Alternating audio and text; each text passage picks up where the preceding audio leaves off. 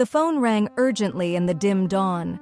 Akosua Asamoah, her heart racing, picked up the receiver. "Dr. Olu, this is Akosua. I need to see you urgently. It's about a delicate matter." An hour later, Akosua found herself in the private office of Dr. Olu, a middle-aged woman with a concerned expression etched on her face. Their friendship dated back to their university years, and their mutual trust was absolute. "Akosua, what's wrong? You scared me with your call," said Dr. Olu, watching her friend closely. Akosua took a deep breath before responding. Her usually calm eyes now shone with a mix of determination and anxiety. "Olu, I've made a decision. I'm going to pretend to be gravely ill and blind." The doctor blinked several times, trying to process what she had just heard.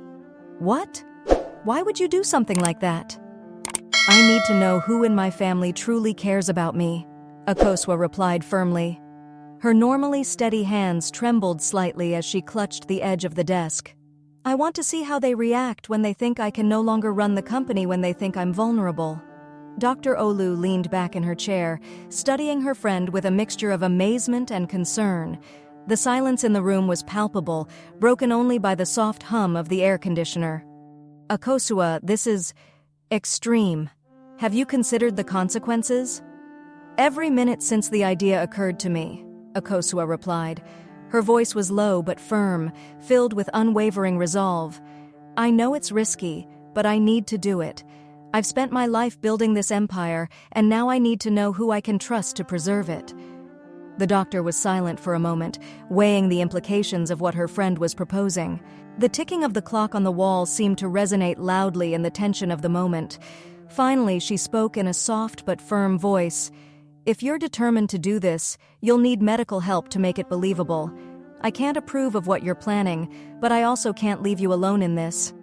Akosua nodded, a mixture of relief and gratitude momentarily softening her features. "Thank you, Olu. I knew I could count on you." The following hours were spent meticulously planning every detail. Dr. Olu provided Akosua with information about the symptoms of a progressive neurological disease that could explain both her supposed blindness and general weakness. She also taught her techniques to convincingly simulate vision loss. "Remember," said Dr. Olu as she demonstrated how to focus her gaze slightly above a person's shoulder, "the key is consistency. You must never forget your role, not even for a moment." Akosua nodded, absorbing every detail with the same intensity she had used to build her business empire. "I understand. I can't afford any mistakes." Meanwhile, Akosua contacted her trusted lawyer, Mr. Kofi Mensah. The meeting took place in his office, an elegant space overlooking the bustling center of Accra. The noise of the city filtered faintly through the windows, a constant reminder of the world Akosua was about to test. "Mr. Kofi, I need you to prepare some documents," Akosua began, her voice filled with determination. "I want to modify my will and the provisions regarding the company in a way that they can be easily changed in the future." The lawyer looked at her curiously, his sharp eyes behind metal-framed glasses. "May I ask the reason for these changes, Mrs. Asamoah?" Akosua explained her plan in detail, watching as Mr. Kofi's expression shifted from surprise to concern, and finally to resigned understanding. "I understand your motives, Mrs. Asamoah, but I must warn you about the legal and personal risks of this plan," said the lawyer, adjusting his glasses with a nervous gesture. "I know, Mr. Kofi, but the risk of leaving my legacy in the wrong hands is even greater," Akosua replied firmly. Her usually warm eyes now shone with an intensity that spoke of years of struggles and triumphs in the ruthless world of business. The lawyer nodded, recognizing the determination in his client's eyes. "Very well. I'll prepare the necessary documents. When do you plan to start this experiment?" "In 3 weeks," Akosua replied. "I need time to prepare everything and to mentally prepare myself." The following weeks were a whirlwind of secret preparations. Akosua ensured that everything in the company was in order, gradually delegating more responsibilities to her eldest son, Kwesi, and her husband, Kofi. She also met individually with each of her children, closely observing their reactions and behaviors, storing every detail in her memory. Kwesi, 35, showed barely disguised enthusiasm at the prospect of taking on more responsibilities in the company. His ambition was palpable, and Akosua couldn't help but wonder if that ambition was tinged with greed. Kojo, the second son, Trinta, seemed more concerned about how the changes in the company would affect his lifestyle than about his mother's well-being. His reaction left a bitter taste in Akosua's mouth. Ama, the 27-year-old daughter, showed genuine concern that warmed Akosua's heart. However, the businesswoman wondered if that concern would hold up in the difficult times to come. Afia, the youngest daughter, 23, seemed distant and uninterested, more concerned with her own affairs than with the changes in the family and business dynamics. Finally, the day arrived. Akosua was in her office, mentally reviewing every step of her plan. Her heart was pounding, and she felt a knot in her stomach. With trembling hands, more from anticipation than from any feigned illness, she took her phone and dialed her husband's number. "Kofi," she said, her voice deliberately weak and scared. "I need you to come get me. I don't feel well. Something's wrong with my vision." Kofi's reaction was immediate and full of concern. Within minutes, he arrived at the office, finding Akosua sitting in her chair with a lost and seemingly disoriented look. "Akosua, what's wrong?" Kofi exclaimed, running towards her. His voice was filled with concern, but Akosua couldn't help but notice a glint of something else in his eyes. Was it fear? Or perhaps anticipation? Akosua looked up, her unfocused eyes just as she had practiced. "Kofi, I can't see well. Everything is blurry, and I feel so weak." Without wasting any time, Kofi helped her up and led her out of the office. The staff watched them with expressions of shock and concern as they headed for the elevator. Akosua could feel their gazes, hear their murmurs of worry. The plan was in motion, and there was no turning back. In the car, Akosua maintained her act, softly complaining of pain and disorientation. Kofi drove at full speed towards the hospital, his face a mask of concern and fear. Akosua watched him out of the corner of her eye, looking for any sign of his true feelings. At the hospital, Dr. Olu was already prepared. She received Akosua with professionalism, perfectly hiding her knowledge of the plan. After a series of carefully orchestrated examinations, the doctor met with Kofi in her office. "Mr. Asamoah, I'm afraid I have bad news," Dr. Olu began, her voice loaded with perfectly simulated concern. "Your wife is suffering from the effects of a progressive neurological condition. The loss of vision and weakness are just the first symptoms." Kofi collapsed in his chair, his face a mixture of disbelief and anguish. "But will she recover?" Dr. Olu shook her head slowly. "It's a degenerative condition. We can treat the symptoms, but I'm afraid her condition will only worsen over time." While Kofi processed the news, Akosua lay in the hospital bed, her mind working at full speed. The plan was in motion, and now the real test began. How would her family react? Who would show true loyalty, and who would reveal their true intentions? With her heart racing and a mix of anticipation and fear, Akosua prepared for what was to come. The game had begun, and she was determined to discover the truth, no matter how painful it might be. The news of Akosua Asamoah's sudden illness spread like wildfire throughout Accra. Within hours, the hospital waiting room was filled with family, friends, and business associates, all eager for information about the powerful businesswoman's health. Kwesi, the eldest son, was the first to arrive. His face showed a mix of concern and calculation as he whispered with his father Kofi in a corner of the room. "What do the doctors say? How long will she be incapacitated?" Kwesi asked, his voice barely audible. Kofi shook his head, his eyes red from exhaustion and worry. "They don't know for sure. It could be permanent." A flash of something, anticipation, ambition, crossed Kwesi's eyes before he could hide it. "I understand. We'll need to take steps to ensure the stability of the company." Meanwhile, Akosua lay in her hospital bed, seemingly weak and disoriented but with all her senses alert. Every visit, every whispered conversation, every reaction was meticulously recorded in her mind. Ama, her 27-year-old daughter, entered the room with soft steps. Her eyes were swollen from crying, and she carried a bouquet of fresh flowers in her hands. "Mom," Ama whispered, approaching the bed. "How do you feel?" Akosua slowly turned her head towards her daughter's voice, keeping her gaze unfocused.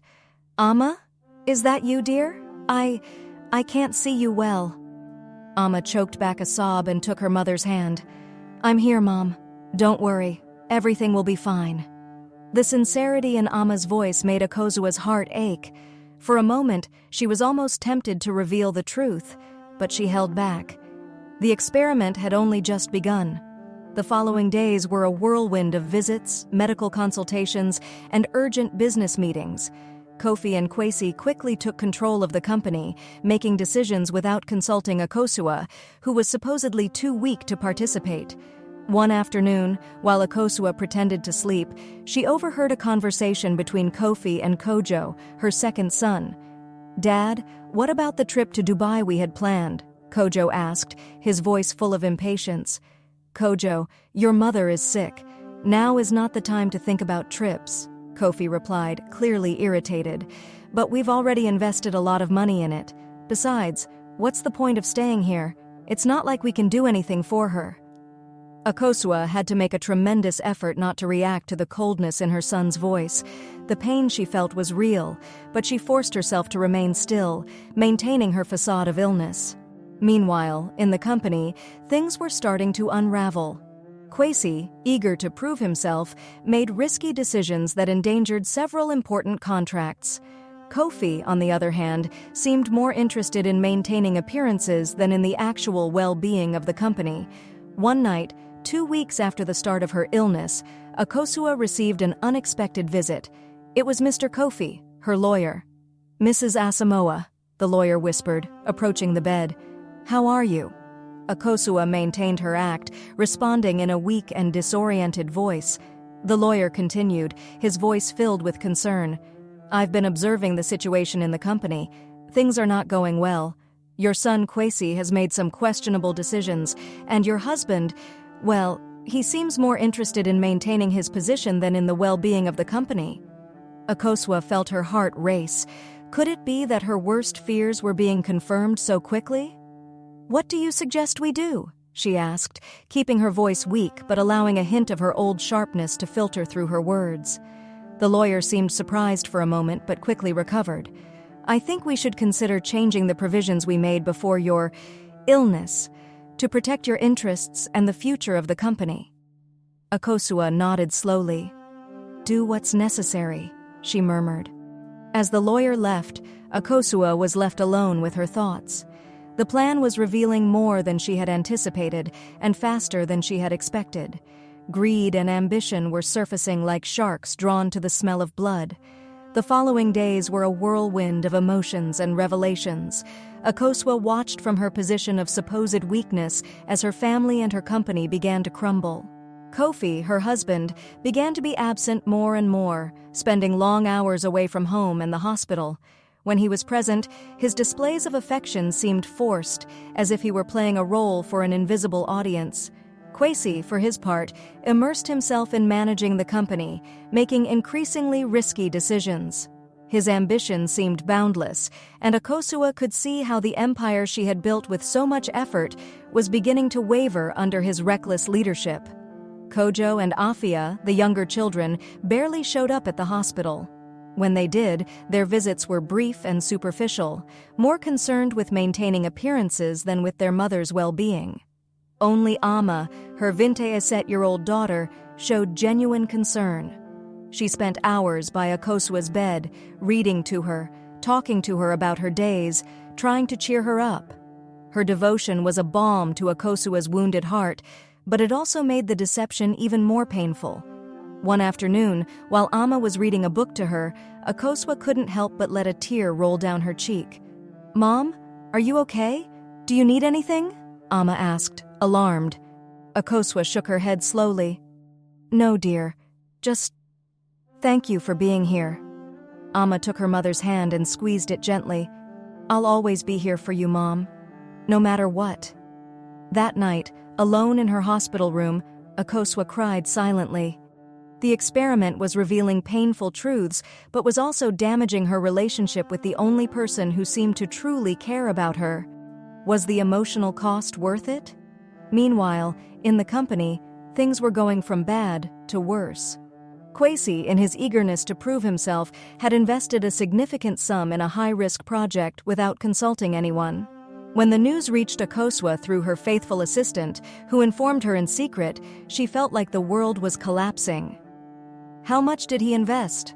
Akosua asked, forgetting for a moment to maintain her facade of weakness. Almost 30% of our reserves, ma'am, the assistant replied, her voice trembling with concern. Akosua closed her eyes, feeling the weight of years of hard work threatening to crumble. Had she taken her experiment too far? That night, while lying awake in the darkness of her hospital room, Akosua made a decision. It was time to end the deception, to face the truth, no matter how painful it might be. But first, she needed one last act in her elaborate play. The next morning, she asked to see Dr. Olu. When her friend entered the room, Akosua spoke in a clear and firm voice, completely abandoning her act of weakness. Olu, I need your help one last time. It's time to end this. The doctor nodded, immediately understanding. What do you have in mind? I want you to gather my entire family here tomorrow. Tell them my condition has suddenly worsened, that I need to see them all. One last time. Dr. Olu studied her friend's face, noting the determination and pain in her eyes.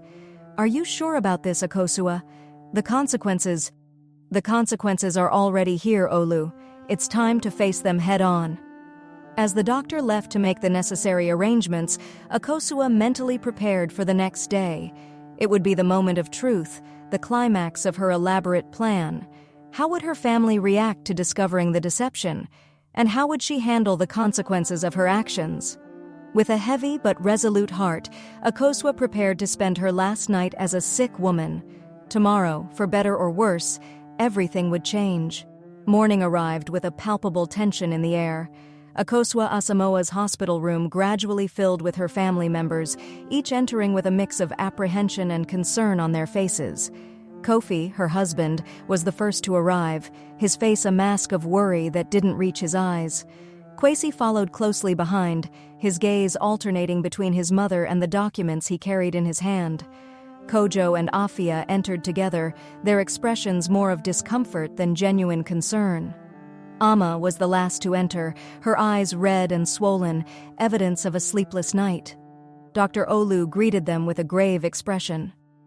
Mrs. Asamoah's condition has worsened suddenly, she explained, her voice laden with perfectly simulated concern.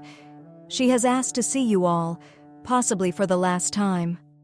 A heavy silence fell over the room. Akosua, lying in the bed with her eyes closed, could feel the tension in the air, almost as tangible as the sheets covering her. Mom? Amma's voice broke the silence as she approached the bed and took Akosua's hand. We're all here. Akosua slowly opened her eyes, her gaze sweeping over the faces of her family. For a moment, she maintained her facade of weakness, observing their reactions. Kofi cleared his throat, uncomfortable. Akosua, dear, how do you feel? It was at that moment that Akosua decided it was time for the truth. With a fluid movement that surprised everyone present, she sat up in the bed, her gaze suddenly clear and piercing. I feel perfectly fine, Kofi, she replied, her voice firm and powerful, with no trace of the weakness she had been feigning for weeks. The shock was immediate and palpable. Kwesi dropped the documents he was holding, the papers scattering on the floor. Kojo and Afia took a step back, as if they had seen a ghost. Kofi stood frozen, his mouth open in an expression of disbelief. Only Amma remained where she was, her hand still holding her mother's, her eyes filled with confusion and pain. What does this mean? Kofi stammered, being the first to regain his voice. Akosua rose from the bed, standing tall. Her presence filled the room, reminding everyone why she was a force to be reckoned with in the business world. "It means, dear husband, that I've been testing this family and our company. And I regret to say that most of you have failed miserably." The silence that followed was deafening. Akosua continued, her voice loaded with restrained emotion. "For weeks, I've observed how you handled my supposed illness. I've seen greed, negligence, and selfishness. I've seen reckless decisions that nearly destroyed the work of my entire life." Her eyes settled on Kwesi, who had the decency to lower his gaze, ashamed. "Investing 20% of our reserves in a high-risk project without consulting anyone, Kwesi? Is this how you plan to lead the company?" Kwesi mumbled, trying to defend himself, but Akosua silenced him with a look. She then turned to Kofi. "And you, my dear husband, did you think I wouldn't notice your long absences? The secret calls? The money you've been diverting to your church and your personal adventures?" Kofi paled, unable to meet his wife's gaze. Kojo and Afia were not spared from Akosua's scrutiny. "You two, more concerned with your trips and lifestyle than with your own mother's well-being. Is this what I raised you to become?" Finally, Akosua turned to Ama, her expression softening slightly. "Ama, my dear daughter, you have been the only light in this darkness. Your concern, your care, have been genuine, and for that I apologize. It was never my intention to cause you pain." Ama, with tears in her eyes, released her mother's hand and stepped back. "How could you do this to us, Mom? How could you lie to us like this?" The pain in Ama's voice was like a dagger in Akosua's heart, but she stood firm.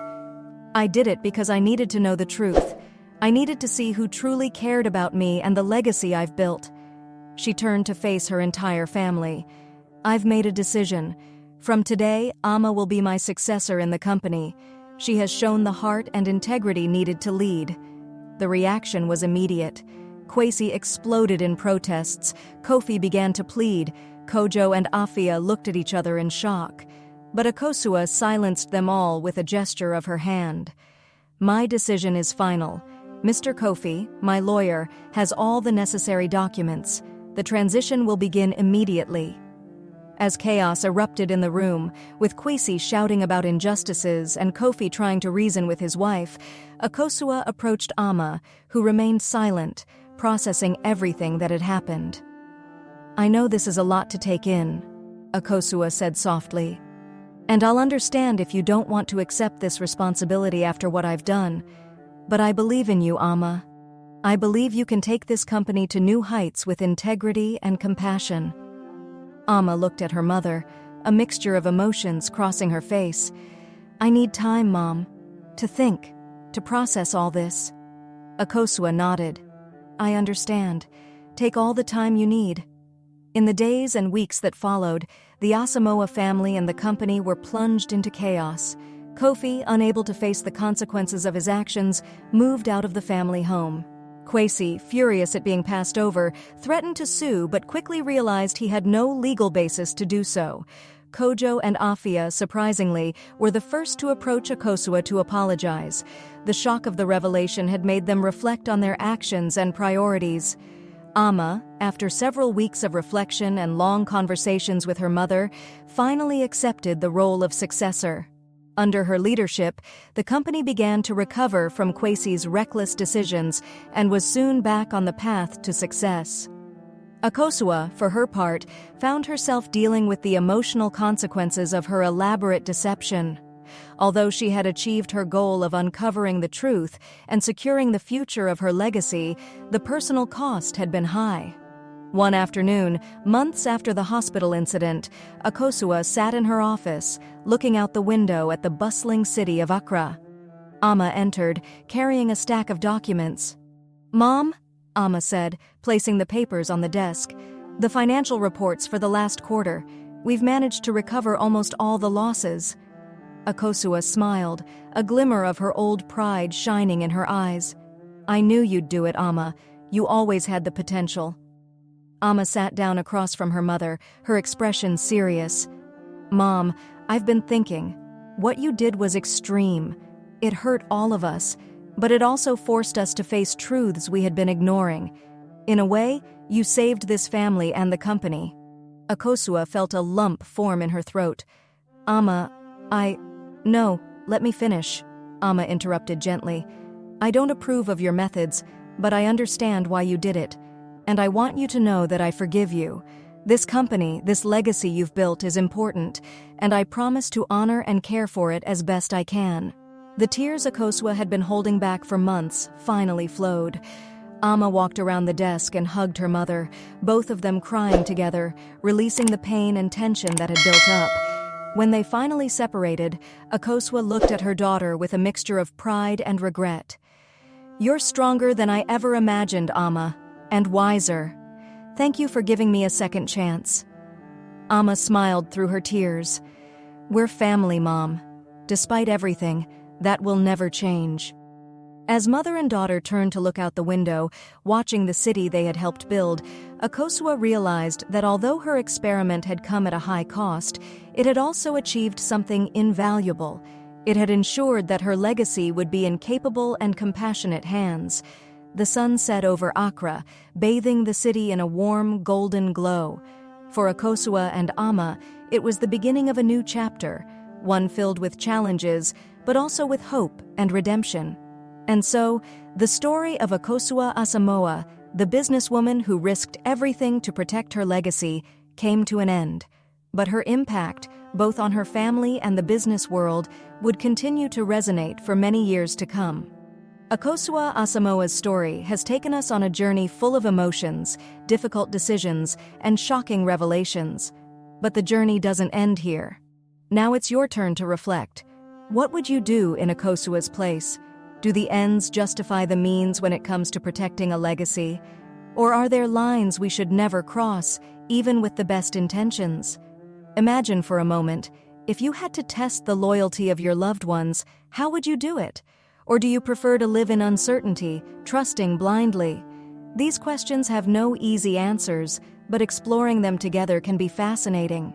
That's why we invite you to subscribe to our channel for more stories that challenge our perceptions of family, business, and ethics. Leave a like if this story made you reflect on your own relationships and values. Share your opinion in the comments. Was Akosua a brilliant strategist, or did she cross a moral line? What would you have done in her place? Remember, every decision we make shapes our legacy. What legacy do you want to leave? Join the conversation. Your voice matters. Together we can explore the complexities of human nature, one story at a time.